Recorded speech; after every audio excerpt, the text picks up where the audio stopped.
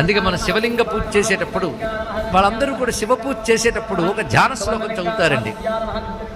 పండితుడు మొదలుకొని పామరుల వరకు అందరికీ అర్థమయ్యే జ్ఞానమే సనాతన ధర్మం. మీకు కావలసిందంతా కొంచెం ఏకాగ్రత పెట్టండి. శివుడు నావాడు అని ప్రతివాడు అనుకుంటాడు, అందులో సందేహం లేదు. ఆ ధ్యాన శ్లోకం ఏంటంటే శివలింగ ధ్యాన శ్లోకం.